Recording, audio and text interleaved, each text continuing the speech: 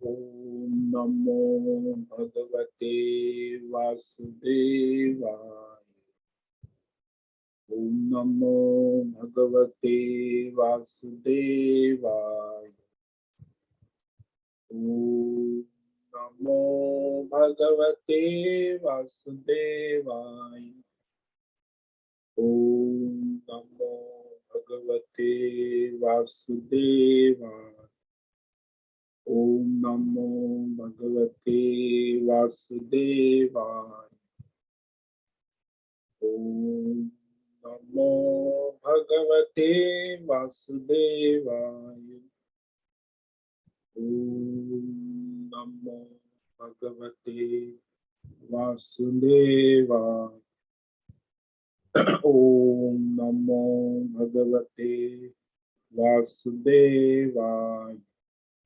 ओम नमो भगवते वासुदेवाय।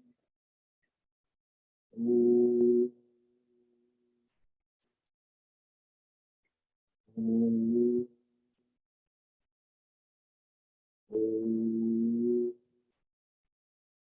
ओम श्री परमात्मने नमो नमः। ओम गं गणपतये नमो नमः। ओम सं सरस्वत्यै नमो नमः। ओम गुरुभ्यो नमो नमः। ओम सहनाववतु सहनौ भुनक्तु सह वीर्यं करवावहै तेजस्विनावधीतमस्तु मा विद्विषावहै। ओम शांति शांति शांति। सदाशिवसमारंभां शंकराचार्यमध्यमाम् अस्मदाचार्यपर्यन्तां वन्दे गुरुपरम्परां वन्दे गुरुपरम्परा। ओम पार्थाय प्रतिबोधितां भगवता नारायणेन स्वयं व्यासेन ग्रथितां पुराणं मध्ये महाभारत अद्वैतामृतवर्षिणीं भगवतीम् अष्टादशाध्यायिनीम् अम्बत्वामनुसन्दधामि भगवद्गीते भवद्वेष वसुदेवसुतं देवं कंसचाणूरमर्दनं देवकी परमानन्दं कृष्णं वन्दे जगद्गुरुं। नमस्ते परमं ब्रह्म सच्चिदानन्दरूपाय निर्गुणाय नमस्तुभ्यं ओंकाराय नमो नमः। सर्वे दुर्गाणि तरन्तु सर्वे भद्राणि पश्यन्तु सर्वे सद्बुद्धिमाप्नोतु सर्वे सर्वत्र नन्दतु। ओम तत्सत्। ओम ओम ओम।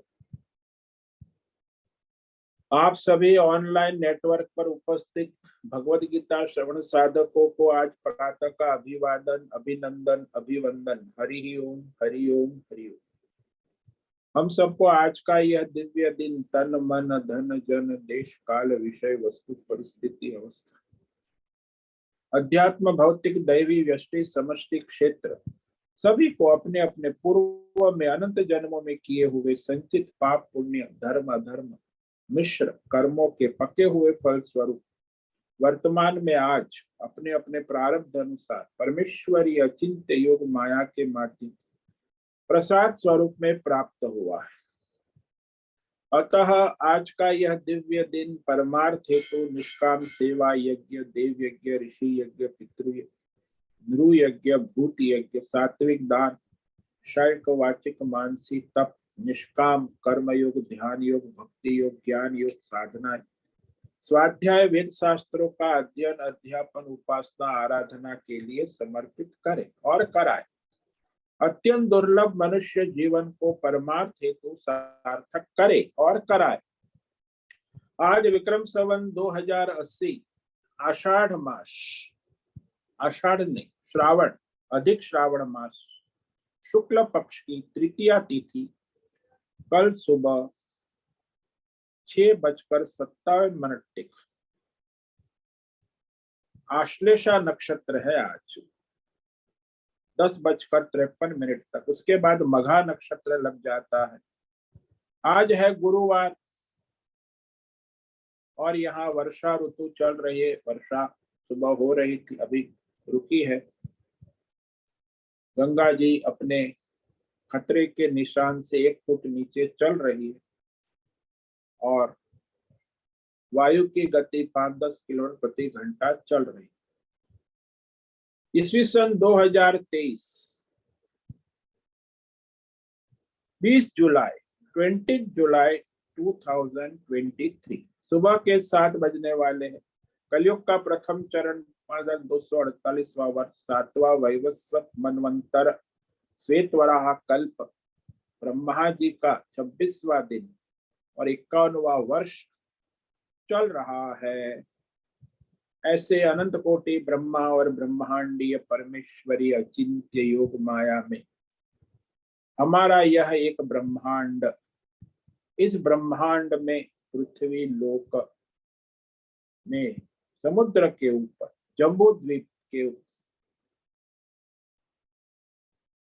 और जम्बू द्वीप में विश्व का एकमात्र वैदिक राष्ट्र भारत में उत्तर हिमालय प्रांत में उत्तराखंड राज्य में टिहरी जिले में हिमालयन शिवालिक पर्वतमाला के अंतर्गत मणिकुट पर्वत के ऊपर नीलकंठ महादेव के सामने ऋषिकेश नगरी में मुनि की रेती प्रांत में शीशम जाड़ी में अवधूतवाड़ा आश्रम के सी ब्लॉक के 5 नंबर कमरे से पहले माले से गंगा किनारे हम स्वामी उत्तमानंद सरस्वती भगवद गीता के आचार्य शिष्य स्वामी चिन्मयानंद सरस्वती महाराज कैवल्याद्वैत वेद व्यास भगवदपाद शंकराचार्य की श्रृंगेरी संन्यास परंपरा से शिक्षित दीक्षित सनातन वैदिक भारतीय हिंदू धर्म अनुसार संपूर्ण भगवद गीता ज्ञान यज्ञ ऑनलाइन चैतन्यमय जीवंत लाइव प्रसारण के अंतर्गत व्याख्यान माला में अध्याय 2 सांख्य योग के श्लोक नंबर 12 पर संस्कृत एवं हिंदी में व्याख्यान करेंगे। दिव्य पवित्र सरल व्यावहारिक सटीक पूर्ण वर्ण अक्षर पद वाक्य पंक्ति श्लोक अध्यायों की संगति संधि अन्वय शब्दार्थ वाक्यार्थ भावार्थ रहस्यार्थ के यथार्थ तात्पर्य सहित वैदिक शास्त्र वेद व्यास साहित्य शंकर भाष्य एवं परंपरागत सन्यासी आचार्यों की टीका टिप्पणी सहित आज का यह दिव्य व्याख्यान करेंगे। कृपया आप सभी श्रद्धा भक्ति ध्यान से परिपूर्ण होकर के यह भगवद गीता श्रवण साधना करे, कुछ ग्रहण करे, कुछ धारण करे, कुछ अपने जीवन में चरितार्थ करे और उसमें निरंतरता ला। अपनी अपनी आध्यात्मिक भौतिक दैवी अशांति द्वंद्व मोह विक्षेपों से रहित होकर अशास्त्रीय भ्रम भ्रांतियों से रहित होकर के शरीर इंद्रिय प्राण मन वचन कर्म से एक रूप एकाग्र होकर के शुद्ध सात्विक सूक्ष्म भगवत विवेक बुद्धि करे, वेद शास्त्र एवं आचार्य परंपरा अनुसार विवेक करे, पुनः पुनः इस व्याख्यान का श्रवण करे, मनन करे, चिंतन करे, चर्चा विचारणा करे, प्रचार प्रसार करे, लिंक भेज ग्रुप में शेयर कर अपना और सबका परम कल्याण करे और कराए। ओम तत्सत। ओम ओम ओम। तो कल हमने श्रीमद् भगवद गीता अध्याय 2 सांख्य योग के श्लोक नंबर 12 पर व्याख्यान किया, जिसमें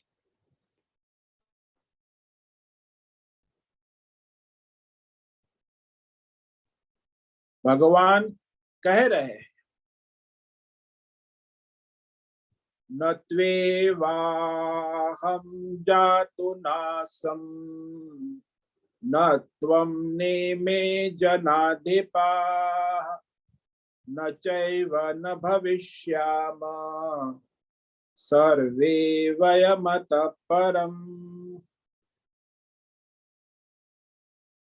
तो अब इस श्लोक में भगवान सभी की आत्मा को नित्य बताने जा रहे। नित्यता, सबकी आत्मा नित्य है वो सिद्ध करते इस श्लोक में और कहते हैं कि देखो अर्जुन, मैं नहीं था ऐसा कभी किसी काल में नहीं, तीनों काल में मैं उपस्थित हूं, ऐसा तो कभी नहीं हुआ।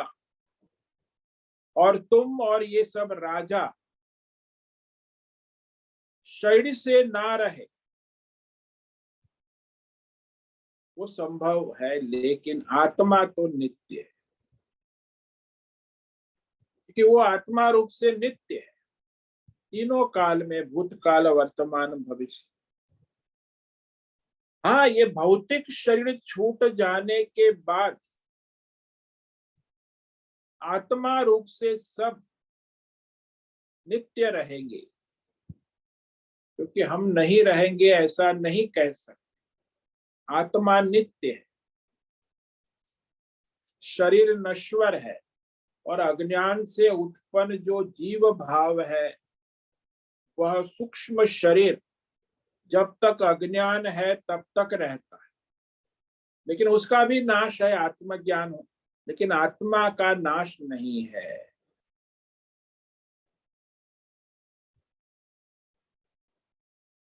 तो पहले भी था, अभी भी हूं और आगे भी रहूंगा। ये बड़ी विलक्षण बात। तो हमारे यहाँ यह विषय जो है वह अभाव न होना, ये अभाव 4 प्रकार का, कल हमने इस पर विचार किया। तो पहला अभाव होता है जिसे प्राग भाव कहते हैं, उत्पत्ति से पहले जो नहीं था। जैसे घड़ा उत्पत्ति के पहले नहीं था, तो उसका अभाव, उत्पत्ति के पहले का अभाव, प्राग भाव। दूसरा कहा कि प्रध्वंस भाव, जो घड़ा फूट जाने के बाद का अभाव, उसके बाद वो घड़ा का अभाव हो जाता है, उसे प्रध्वंस भाव। वो फिर अनादि काल तक उसका अभाव हो जाता। तो प्राग भाव जो है उत्पत्ति से पहले का अभाव है, प्रध्वंस भाव है नाश होने के बाद का अभाव है। तीसरा अभाव है स्थिति काल में भी जो विषय, उस समय भी उसका अभाव है। जैसे ऋषिकेश रेलवे स्टेशन का टावर मुंबई रेलवे स्टेशन में नहीं है, और मुंबई रेलवे स्टेशन का टावर ऋषिकेश में। तो अभी वस्तु है, वस्तु स्थिति काल में भी उस समय उसका अभाव है, इसे अत्यंत अभाव कहते हैं। ऋषिकेश में मुंबई के टावर का अत्यंत अभाव। चौथा अभाव कहा कि यह देवदत्त, तो दोनों यहाँ विष्णु दत्त और देवदत्त एक ही ऋषिकेश में रहते, दोनों साथ में, दोनों एक साथ एक कमरे में रहते हैं, किंतु देवदत्त विष्णु दत्त नहीं है और विष्णु दत्त देवदत्त नहीं। इसे अन्योन्य अभाव कहते हैं। जैसे घड़ा कपड़ा नहीं है और कपड़ा घड़ा नहीं, कपड़े में घड़े का अभाव है और घड़े में कपड़े का अभाव, ये अन्योन्य अभाव कहते हैं। तो भगवान यहाँ कहते हैं कि अहम न आश्रम जात न, मैं नहीं था ऐसा कभी नहीं, यानी आत्मा रूप से उत्पत्ति से पूर्व कभी नहीं था, यानी कोई काल में ऐसा नहीं जब मैं नहीं था। आत्मा रूप से, आत्मा रूप से हमेशा था ही, अर्थात मैं आत्मा रूप से न हूं ऐसा कोई काल नहीं, यानी काल में किसी भी काल में, चाहे भविष्य काल हो, भूतकाल हो या वर्तमान।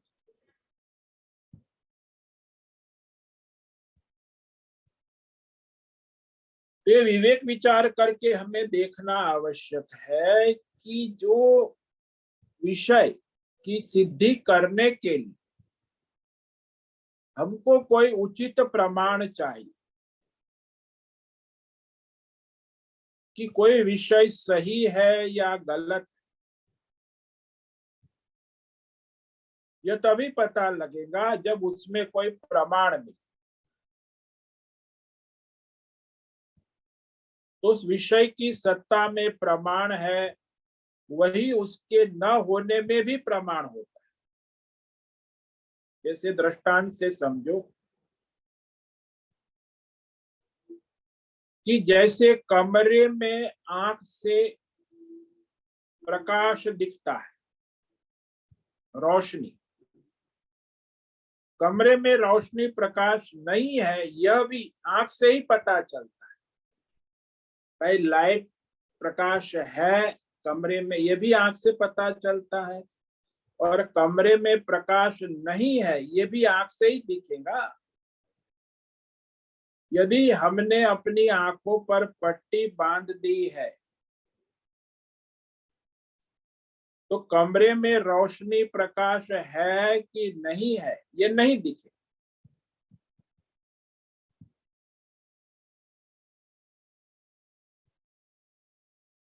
तो उस प्रकाश को हमारी आंख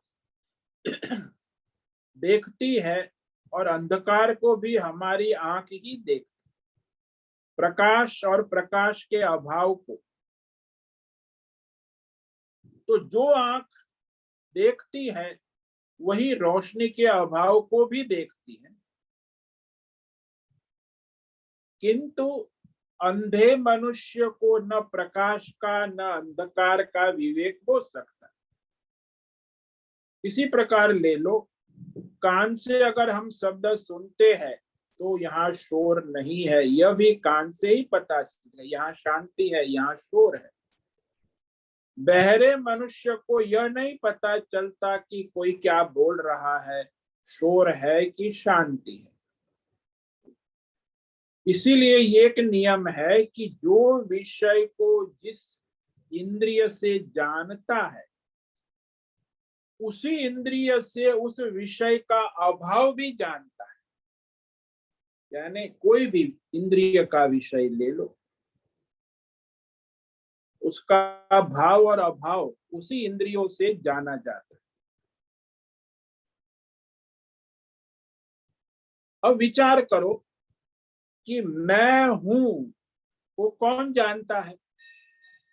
इंद्रिया जानती है, मन जान। मैं हूं, मैं हूं, हम जानते हैं कि हमारा मैं हूं को, मैं हूं का अनुभव केवल स्वयं ही करते। किसके माध्यम से करते? इसीलिए वेदों में, शास्त्रों में इस पर बड़ा विचार किया गया। आज भी ये मैं हूं, हुए माय का बड़ा विचार होता है। मैं हूं,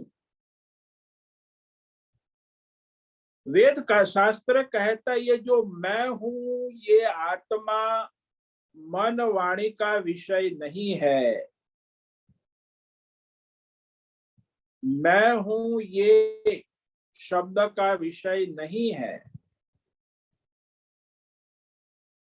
तो मैं हूं ये आत्मा है, परमात्मा जिसको कहो, वो मन और वाणी यानी इंद्रियों का विषय नहीं है। तो उसका उपदेश कैसे करूं? उसे कैसे जानूं? क्योंकि हम संसार में सब कुछ अपने वाणी, मन और इंद्रिय से तो जानते हैं। मैं हूं वो न हमारी वाणी का विषय है, न किसी इंद्रिय का विषय है, न मन का विषय है।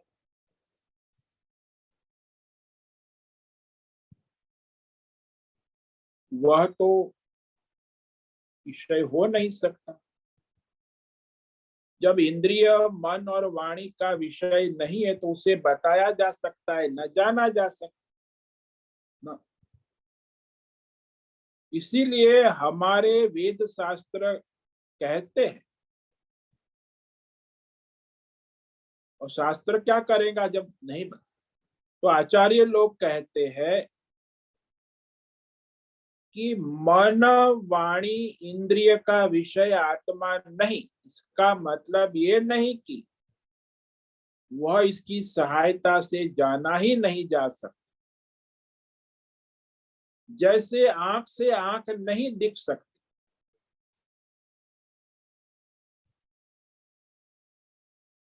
इसीलिए अपनी आंख को अपनी आंख से नहीं देख सकते,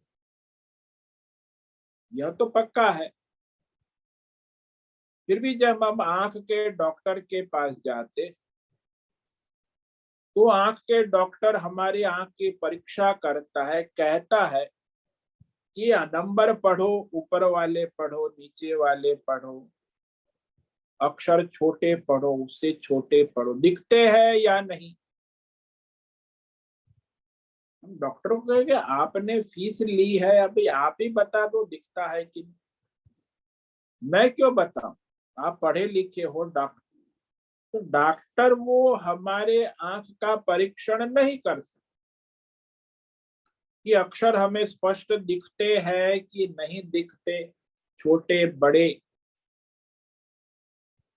वह डॉक्टर हमें केवल निर्देश दे सकते, लेकिन वो अक्षर छोटे बड़े बड़े पढ़े जा रहे हैं, ठीक से स्पष्ट है कि नहीं है, वो डॉक्टर कभी नहीं बता सकता कि मेरी आंख ठीक से देख रही है कि नहीं। इस बात को मेरी आंख ही जानती, मैं आंख से जानता हूं। तो हमारी आंख ही हमारी अपनी परीक्षा करती।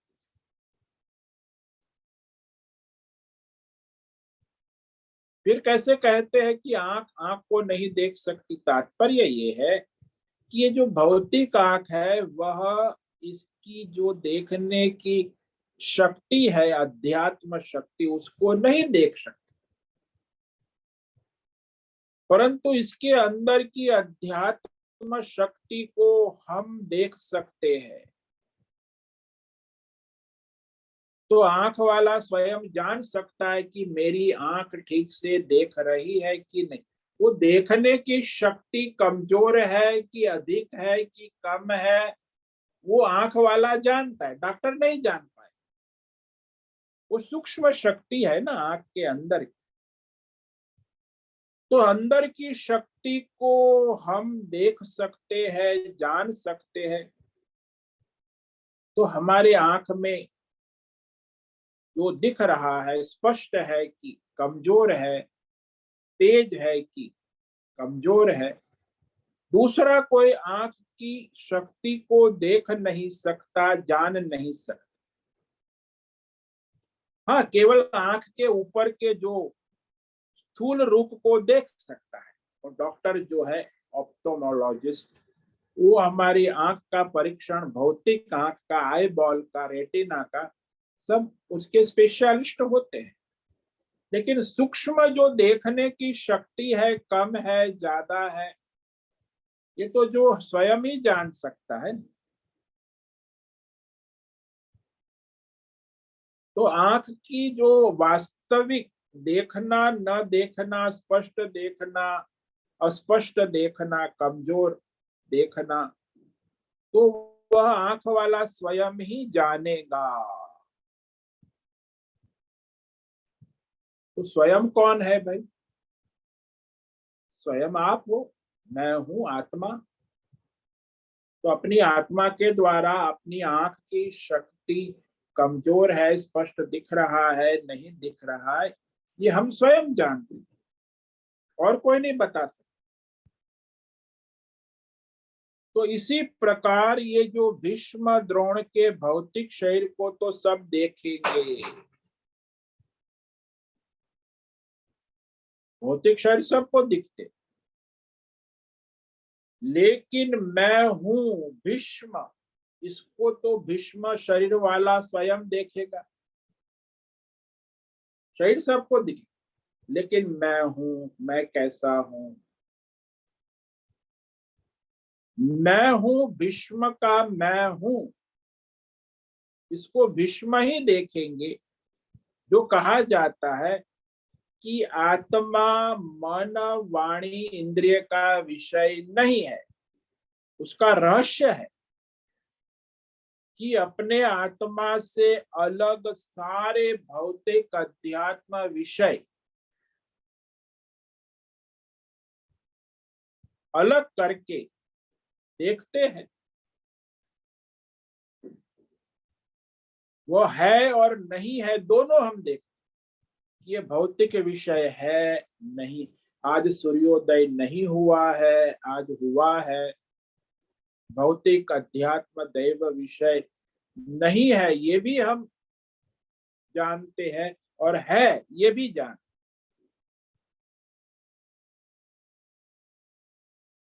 तो अपने आत्मा से एक करके जो समझा जाता है कि मैं हूं और मैं जानता हूं, मैं नहीं जानता, उसमें मैं हूं है,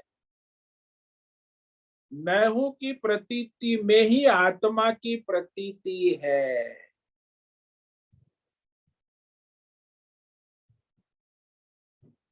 इसीलिए मैं हूं सर्वथा अविषय नहीं है, आत्मा नहीं है, इसको मैं ही जान सकता हूं, क्योंकि आत्मा की इस बात को मैं जानता हूं। मैं होऊंगा तभी भी मैं जानूंगा, मैं नहीं हुआ तो मैं हूं कैसे जानूंगा। और आत्मा का अभाव तब जान सकते हो जब हम है, किसी भी काल में मैं नहीं था, ये वाक्य भगवान। तो यह जानने के लिए मैं हूं को रहना पड़े। शरीर इंद्रिय मन नहीं रहा तो चलेगा। तो इस आत्मा को मैं हूं, इसको कौन जाने, मैं हूं या मैं नहीं हूं, यह बात मैं ही जान सकता हूं। इसीलिए आत्मा का प्राग भाव, उत्पत्ति के पूर्व का अभाव कभी नहीं जाना जा सकता, कि उत्पत्ति के पूर्व भी मैं हूं, उत्पत्ति के बाद भी मैं हूं, और लय के बाद भी मैं हूं। यदि कोई कहे कि हम आत्मा की उत्पत्ति से पूर्व जानते हैं, तो उचित नहीं, वो अंधविश्वास। आत्मा तो उत्पत्ति स्थिति लय रहित है।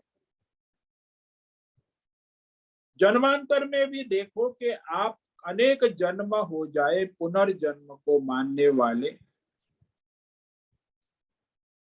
दूसरे धर्म वाले, ईसाई, इस्लाम, ये हमारे पुनर्जन्म को अंधविश्वास कहते, ये अंधविश्वासी लोग हैं। हिंदू सनातन धर्म वाले सूक्ष्म शरीर को वो लोग मानते ही नहीं, और हम सूक्ष्म शरीर का पुनर्जन्म होता है। तो इस बिना प्रमाण के यह मानने वाले कि जन्म से पूर्व और मृत्यु के बाद मैं नहीं रहता,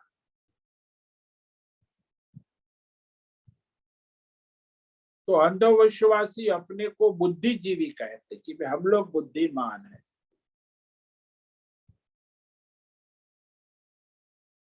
कि जन्म के पूर्व भी नहीं है, मृत्यु के बाद नहीं है, बीच में जो है वही है, वही मैं हूं। अरे मैं जन्म के पूर्व भी मैं हूं, अभी भी हूं, और मृत्यु के बाद भी मैं हूं, इसका कभी नाश नहीं हो सकता। लेकिन ये लोग नहीं मानते, ये बुद्धिजीवी जो है ना आजकल, जो आधुनिक स्पिरिचुअलिस्ट, बौद्धिक, कहते हैं उत्पत्ति की पूर्व का अभाव और नाश के बाद का अभाव, पूर्व में मैं था अब नहीं हूं, इस बात को तभी कह सकता हूं जब मैं हूं। मैं नहीं हूं तो कैसे कहा जाऊंगा कि मैं नहीं हूं या मैं था या मैं नहीं हूं। इसीलिए हमारी जो मैं हूं आत्मा का उत्पत्ति के पूर्व प्राग अभाव और नाश के बाद प्रध्वंस अभाव कभी नहीं हो सकता। इसीलिए भगवान ने कहा मैं नहीं था ऐसा कदाचित संभव नहीं है। मैं हूं, आत्मा रूप से नित्य हूं, शाश्वत हूं, सनातन।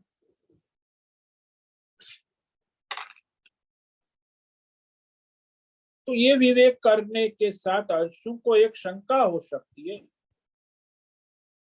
कि भगवान आप तो वैकुंठ से अवतार लीला करने के लिए आए हैं, आप पहले थे, अभी भी है, आगे भी रहेंगे,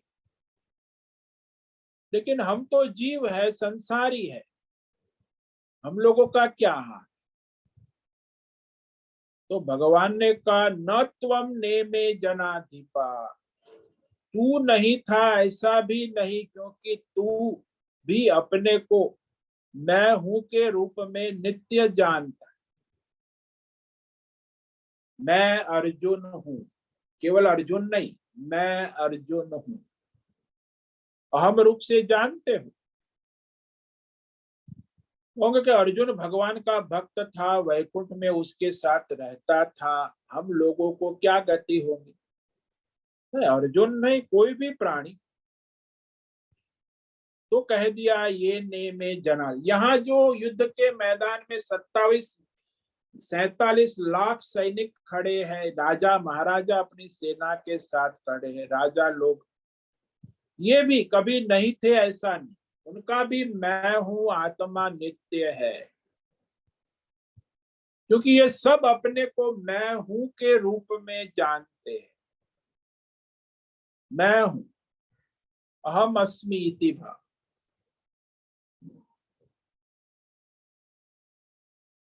तो यह तीनों का ग्रहण, इसलिए भाषा में हम तीन तरह से पुरुष होते हैं ना, प्रथम पुरुष, मध्यम पुरुष और उत्तम पुरुष।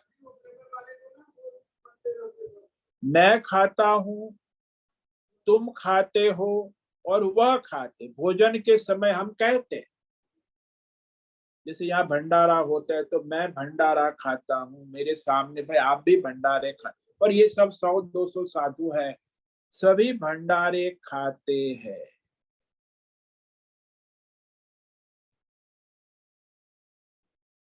तो मैं खाता हूं, तुम खाते हो, वह खाते, तीनों को लेने से सारे संसार के सभी प्राणियों का यहाँ समावेश हो गया। इसीलिए आत्मा के बारे में नहीं था या नहीं रहेगा ऐसा समझ नहीं जा, क्योंकि आत्मा मैं हूं, सबको, कोई भी नहीं कह सकता कि मैं नहीं, मैं हूं। भगवान को इस बात को जो बुद्धिजीवी आजकल के है ना, बड़ा विपरीत मान रखा है। आजकल के बुद्धिजीवी अभी तो मॉडर्न आधुनिक आर्टिफिशियल इंटेलिजेंस, कंप्यूटर टेक्नोलॉजी, तो अभी तो बुद्धिजीवियों का जमाना आ गया है। तो ये अपनी बुद्धि के अनुसार बहुत तर्क अनुमान से कर, बुद्धि उनकी अनुमान और तर्क पर चलती, वास्तविक हो शास्त्र को प्रमाण नहीं मानते ना, केवल अनुमान और तर्क को ही प्रमाण मानते। तो बुद्धि जो लोग मानते हैं कि जैसे हम यहाँ बैठे ऐसे पहले सृष्टि के कल्पने हम ऐसे के ऐसे बैठे थे, ये हमारी 10 इंद्रिया, शरीर, मन, बुद्धि बैठी थी, हम बोल रहे थे, इसीलिए हम है इस, तो मोक्ष असंभव है ऐसा मानने वाले। तो संसार एक चलचित्र है और हम देखते हैं, जैसे बार बार होता रहता है। तो भाई ऐसा संसार चलचित्र है, ऐसा कहते हैं। किंतु भगवान का यहाँ तात्पर्य ये है, भगवान कहते हैं कि ये तो आप विवेक करो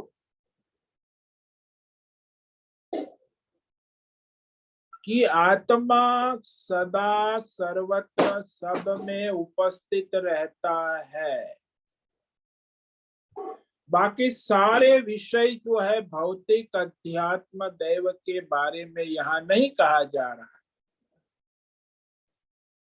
भौतिक अध्यात्म दैव विषय तो बदलते रहते।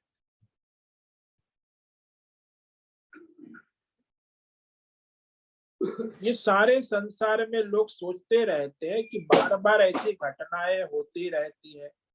कभी ये विवेक विचार करके नहीं देखते कि भगवान जो सृष्टि बनाई है उसमें 5 उंगलियों की छाप भी एक समान नहीं। 7.5 अरब मनुष्य और उनकी 5 उंगलियां, उनकी भी छाप, इसलिए अंगूठे की छाप लेते ना अनपढ़, एक जैसी नहीं बनी। बार बार एक ही कार्य क्यों करेंगे? तो भगवान की माया असीम है। इसलिए सर्वे मय मत परम, यह मतलब नहीं कि हमारे भौतिक शरीर और हमारा जो स्थूल सूक्ष्म कारण शरीर ऐसे रहेंगे नित्य, वो तो अनित्य है। अज्ञान भी नष्ट हो जाएगा, सूक्ष्म शरीर ज्ञान से नष्ट हो सकता है और भौतिक शरीर तो नष्ट हो ही रहा है। इसलिए शोक का विषय नहीं है, भौतिक शरीर भी नहीं, सूक्ष्म शरीर भी नहीं और अज्ञान भी, क्योंकि मैं हूं यह आत्मा नित्य होने के कारण शोक का विषय नहीं है। विश्व का शरीर जो है वो तो नश्वर है। वो विश्व का जो जीवात्मा है, धर्मात्मा है, पुण्य कर्म किया है तो आगे उसकी दुर्गति नहीं होगी। और विश्व का आत्मा है वो तो नित्य है। अब तुम किसका शोक कर रहे हो? विश्व के शरीर का शोक कर रहे हो, जो जीवात्मा जो सूक्ष्म शरीर वाला विश्व है, कर्म धर्म अधर्म करने वाला, उसका शोक कर रहे हो, या विश्व की आत्मा का शोक कर रहे हो?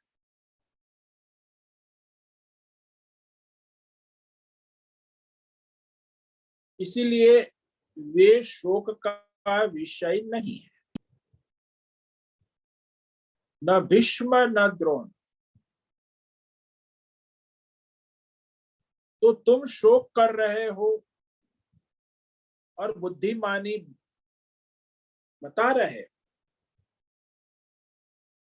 ये जो शोक करना यही बुद्धिवाद है।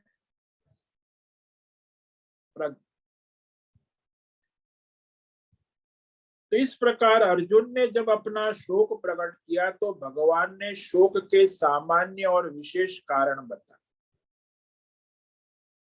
सामान्य कारण तो अज्ञान है, सबके अंदर है। ये तो वेद शास्त्र के अनुसार जो सामान्य कारण और मूल अज्ञान कहते हैं, अर्थात जड़। और एक कारण है कि जो अज्ञान से उत्पन्न मनुष्य जो है वह इस संसार को सत्य मानता है और धर्म को अधर्म और अधर्म को धर्म, ये भी शोक का कारण है। एक तो आत्मा को अनात्मा, अनात्मा को आत्मा मानता, ये आत्मा अनात्मा विवेक अलग है और धर्म अधर्म विवेक अलग।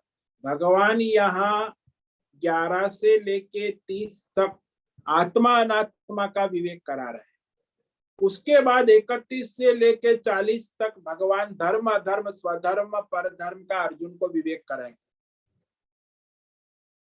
तो ये शोक निवारण के लिए भगवान अर्जुन को मूल जो अज्ञान है उसका निवारण करने का प्रयत्न। तो परमात्मा का ज्ञान नहीं होना ही मूल अज्ञान है। जब परमात्मा का ज्ञान नहीं हुआ तब जो जो पूर्व अज्ञानों के संस्कार है उसके प्रवाह जो अभी धर्म अधर्म रूप में चलते रहे, तो धर्म अधर्म के विषय में अर्जुन के संस्कार के प्रवाह से होने वाला शोक वो विशेष शोक, क्योंकि उसके संस्कार पड़े हैं धर्म अधर्म के। तो अपने जो पूज्य है भीष्म द्रोण उसके संस्कार है, दुष्टों के दमन करने अधर्म के संस्कार भी है। तो इस परिस्थिति में उसको धर्म में अधर्म और अधर्म में धर्म हो रहा है।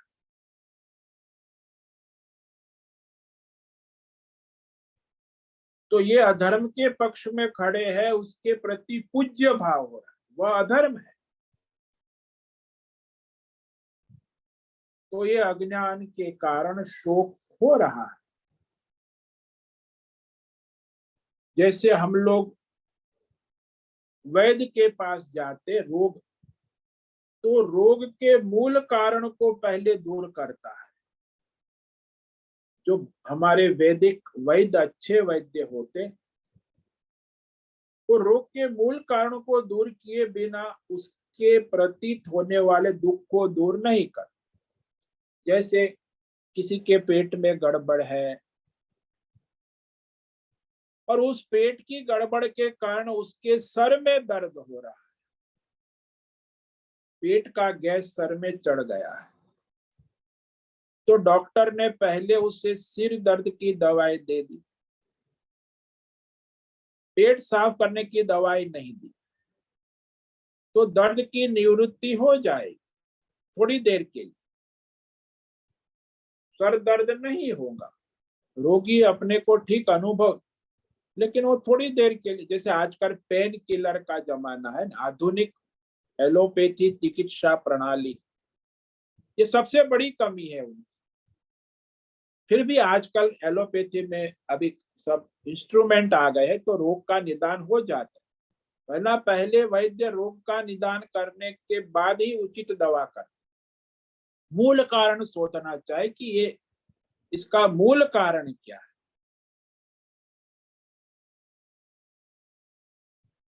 तो शरीर में दर्द है, सर में दर्द है, दवाई दे दी जाती है, कमर में दर्द है, दवाई दे, चलते चलते सांस फूलती है, दवाई लिख दी जाती। वह निर्णय नहीं किया कि ये किस कारण से हो रहा है, मूल कारण।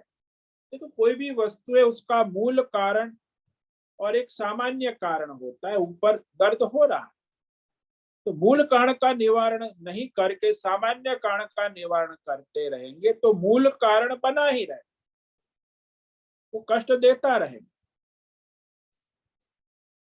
तो जिस मूल कारण के सब दर्द हो रहा है उसका विचार नहीं कर। आयुर्वेद में ये नियम है कि पहले रोग का मूल कारण देखो, निदान करो, निर्णय करो और उसके अनुसार फिर उसको उचित दवाई उपचार करो। तो पेट की खराबी से सिर में दर्द है तो पहले पेट ठीक करने का प्रयत्न करो।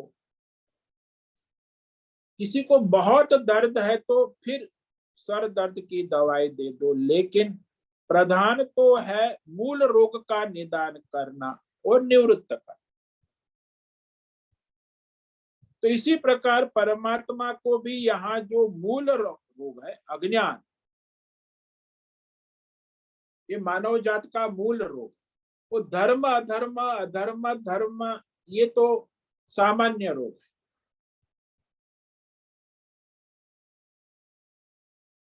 इसीलिए शोक की निवृत्ति के लिए ये भगवान मूल समाधान आत्मा के स्तर पे कर रहे हैं कि मूल अज्ञान जब तक निवृत्त नहीं होता तब तक शोक निवृत्त नहीं होगा। इसीलिए अच्छे वैद्य की तरह भगवान ये मूल जो अज्ञान है उस रोग का निवारण आत्मज्ञान से बताते, और इसीलिए वो आत्मा का शोक करने योग्य नहीं। आत्मा मैं हूं, नित्य हूं, आनंद स्वरूप हूं, यह जो आत्मा की नित्यता है, इसी नित्यता को अब आगे भगवान श्लोक नंबर 13 में कहेंगे। कैसे आत्मा नित्य है, नित्यता का स्वरूप क्या है। इस श्लोक को आज पढ़ेंगे, इस पर व्याख्यान कल करेंगे। तो श्लोक नंबर 13 में भगवान आत्मा की नित्यता सिद्ध कर, देहिनोऽस्मिन् यथा देहे कौमारं यौवनं जरा तथा देहांतर प्राप्तिः धीरस्तत्र न मुह्यति। जैसे इस जीवात्मा के देहिनः, उसके शरीर में, स्थूल शरीर में बालकपन, जवानी, वृद्ध अवस्था और फिर सूक्ष्म शरीर का पुनर्जन्म होता है, तो इस परिवर्तन के विषय में जो आत्मज्ञानी धीर पुरुष है, वह मोहित नहीं होते, शोक नहीं करते, क्योंकि आत्म तत्व को जानते। क्योंकि जैसे भौतिक शरीर है, उसमें बाल्य, यौवन, वृद्धावस्थाएं आने जाने से वह जीवात्मा, आत्मा का नाश नहीं होता।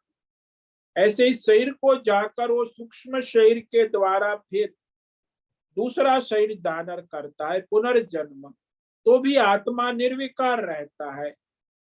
अतः इस शरीर के छूटने के साथ और शरीर के दूसरे पुनर्जन्म धारण करने में भी जो आत्मा के तत्व को जानने वाला है, वह विवेकी मोहग्रस्त नहीं होते। तो इस श्लोक पर हम कल विचार करेंगे। तो आज भगवान ने मैं हूं का स्वरूप जो बताया, वो श्लोक नंबर 12 में संक्षेप में कहते, न त्वेवाहं जातु नासं न त्वं नेमे जनाधिपा न चैव न भविष्यामः सर्वे वयमतः परम। भगवान कहते, न तो ऐसा है कि मैं किसी काल में नहीं था, तीनों काल, भूतकाल, वर्तमान काल, भविष्य काल, आत्मा रूप से मैं नित्य हूं। भगवान स्वयं, तुम भी नहीं थे ऐसा नहीं, तुम्हारी आत्मा भी नित्य है। और ये सारे राजा और ये सारे सैनिक जो युद्ध के मैदान में है, उनकी भी आत्मा नहीं थी ऐसा नहीं कह सकते। न एवं मत परमं वयम सर्वेम, और ऐसा भी नहीं कह सकते कि आगे भविष्य में मैं, तुम और ये राजा नहीं रहेंगे आत्मा रूप से, ऐसा भी नहीं कह सकते। आत्मा रूप से भूतकाल में भी आत्मा थी, सबकी आत्मा वर्तमान में भी है और सबकी आत्मा भविष्य में भी रहेगी। आत्मा में कोई विकार नहीं है। तो ये आत्म दृष्टि से बात कर रहे हैं। एक आत्म दृष्टि होती है, एक पुनर्जन्म की दृष्टि होती है, एक पंच महाभूत भौतिक दृष्टि होती है, एक अध्यात्म दृष्टि, एक दैवी दृष्टि और एक पारमार्थ दृष्टि। तो भगवान यहाँ परमार्थ दृष्टि से बात कर, शरीर की दृष्टि से नहीं, सूक्ष्म शरीर अध्यात्म दृष्टि से नहीं, दैवी शक्तियों की दृष्टि से भी नहीं, परमार्थ दृष्टि से कहते हैं सबकी आत्मा नित्य है और रहेगी और थी। तो नित्य थी, नित्य है और नित्य रहेंगी। तो आत्मा में कोई विकार परिवर्तन नहीं हो सकता है। ओम नमो नारायणाय, ओम नमो नारायणाय, ओम नमो नारायणाय, ओम नमो नारायणाय, ओम नमो नारायणाय। कायेन वाचा मनसेन्द्रियैर्वा बुद्ध्यात्मना वा प्रकृते स्वभावः करोमि यद्यत् सकलं परस्मै नारायणायेति समर्पयामि, नारायणायेति समर्पयामि। ओम। सर्वे भवन्तु सुखिनः, सर्वे सन्तु निरामयाः, सर्वे भद्राणि पश्यन्तु, मा कश्चित् दुःखमाप्नुयात्। अस्तु मा सद्गमय, तमसो मा ज्योतिर्गमय, मृत्योर्मा मृतंगमय। ओम। पूर्णमद पूर्णमिदं पूर्णात् पूर्णमुदच्यते, पूर्णस्य पूर्णमादाय पूर्णमेवावशिष्यते। ओम शांति शांति शांति। शंकरं शंकराचार्यं केशवं बादरायण सूत्र भाष्य कृतौ वंदे भगवन्तौ पुनः पुनः। ईश्वरो गुरुरात्मेति मूर्ति भेद विभागि, व्योमवद्व्याप्त देहाय दक्षिणामूर्तये नमो। ओम गुरुभ्यो नमो नमः। ओम तत्सत्। ब्रह्मार्पणमस्तु। ओम ओम ओम।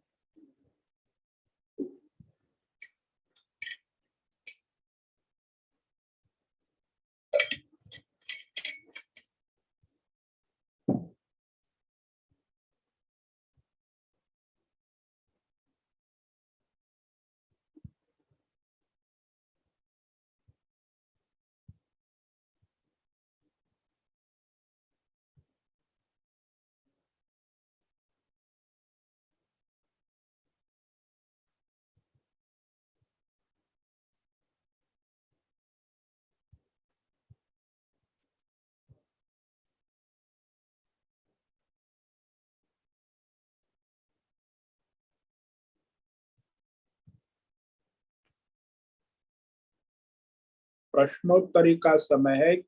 किसी भी साधक को कोई प्रश्न है अभी पूछ सकते।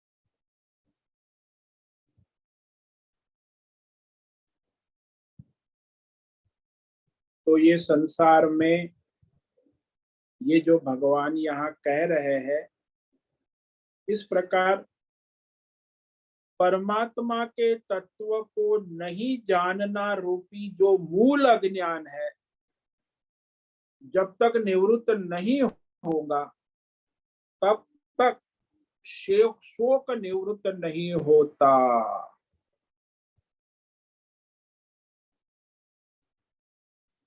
इसीलिए यहाँ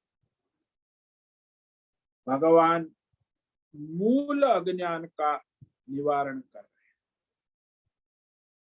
तो ये श्लोक नंबर 30 तक कहेंगे। उसके बाद वो धर्म अधर्म स्वधर्म कर्तव्य की बात करेंगे।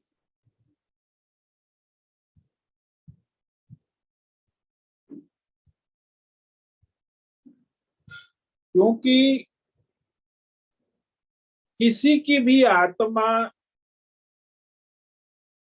शोक के योग्य नहीं होती। आत्मा पूर्ण है, चाहे ज्ञानी हो चाहे अज्ञानी हो, नित्य है और उसका कोई बाध नहीं कर सकता।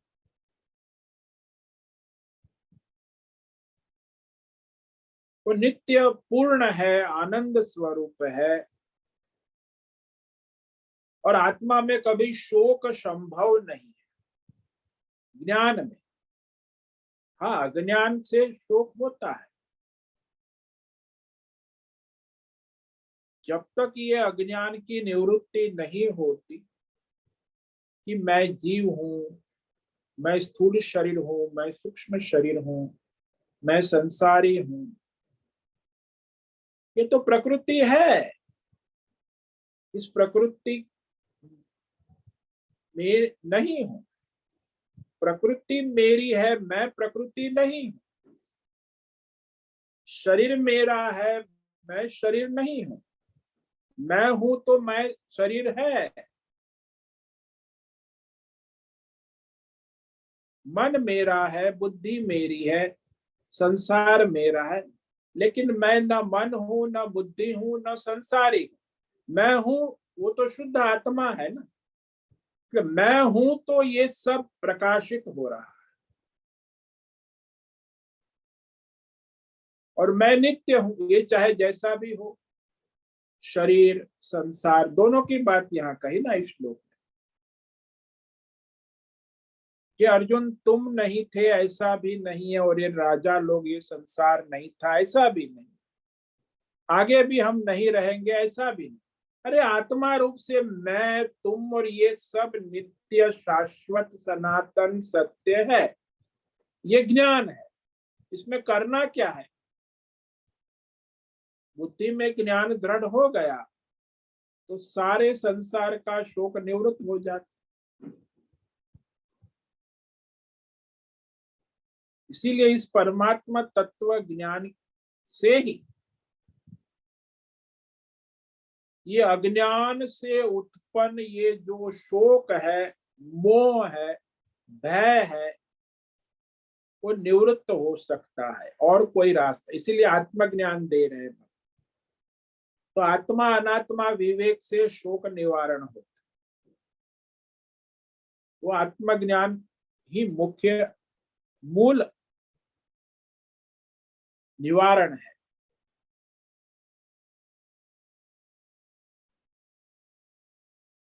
तो इस प्रकार आगे भगवान कहेंगे कि आत्मा की नित्यता है। इसी को श्लोक नंबर 13 में कहेंगे। जैसे इस शरीर में बाल्य, यौवन, वृद्धावस्था और फिर मृत्यु के बाद पुनर्जन्म होता है, तो एक शरीर छोड़कर दूसरा शरीर प्राप्त, लेकिन उसका मैं हूं आत्मा निर्विकार ही रहता है। वही इस जन्म में मैं देवदत्त हूं, तो मरने के बाद अगले जन्म में मैं विष्णुदत्त हूं। इस शरीर से छूटने के प्रसंग पर बुद्धिमान विवेकी मोहित नहीं हो, क्योंकि आत्मा निर्विकार ही रहता है। तो इस पर हम कल विचार करेंगे। तो आज का समय पूरा हो रहा है। सभी साधकों को आज का ओम नमो नारायणाय, सबको ओम नमो नारायण। नारायणाय ओम नमो नारायण। ओम नमो सभी नारायण। साधकों को आज का ओम नमो नारायण। ओम नमो नारायण स्वामी। नमो नारायण। वो सबसे निवेदन है आज का सत्संग पूर्ण करें। ओम नमो नारायणाय। आज का यह दिव्य सत्संग हम यही पूर्ण करते हैं। सभी साधकों को ओम नमो नारायणाय।